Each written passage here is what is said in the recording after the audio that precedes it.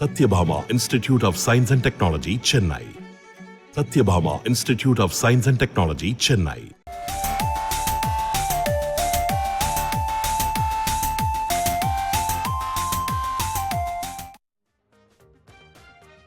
இன்றைய வலையோரத்தில் மதச்சார்பற்ற ஜனதாதளத்தோட எம்பி பிரஜ்வால் ரேவண்ணா அவர் மீது பாலியல் குற்றங்கள்லாம் சுமத்தப்பட்ட அந்த வீடியோக்கெல்லாம் வெளியாகி சர்ச்சை ஏற்பட்டது.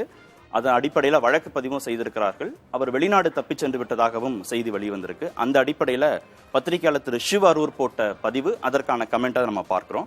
மதச்சார்பற்ற ஜனதாதளத்தோட எம்பி பிரஜ்வால் ரேவண்ணாவின் தலைமுடியை பிடித்து இந்தியாவுக்கு அழைத்து வந்து அவர் செய்ததாக கூறப்படும் குற்றங்களை விசாரிக்க வேணும். அரசியல் காரணங்களுக்காக பாலியல் குற்றங்களை ஒரு சார்பாக அணுகக்கூடாது அப்படின்னு அவர் பதிவு போட்டிருக்கிறாரு. அதற்கான கமெண்டா மாயூன் ட்வீட்ஸ் அப்படிங்கிறவர், கட்சி தலைமை இவர் குறித்து இத்தனை கவனம் இல்லாமல் இருந்திருக்கு அப்படின்னு ஒரு கமெண்ட் போட்டிருக்காரு. தீபக் அப்படிங்கிறவர், பாஜக பிரஜ்வால் ரேவண்ணாவை நீக்குவதற்கு கூட்டணி கட்சியான மதச்சார்பற்ற ஜனதாதளத்திற்கு அழுத்தம் கொடுக்கணும்.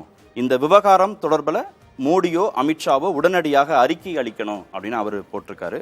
உதயகுமார் அப்படிங்கிறவர் ஆமா, பாஜக பதிலளிப்பது அவசியம், நாட்டை விட்டே அவர் உண்மையில் ஓடிவிட்டாரா இல்லை எங்க போனாரு அப்படிங்கிறது குறித்து தெரிவிக்கணும்னு சொல்றாரு. இச்சு அப்படிங்கிறவருடைய பதிவுல, மாநில உளவுத்துறை அவரை தப்பிக்க விட்டதா, அவர்கள் என்ன செய்கிறார்கள் அப்படின்னு கர்நாடக காங்கிரஸ் அரசு குறித்து அவர் கேள்வி கேட்டிருக்காரு.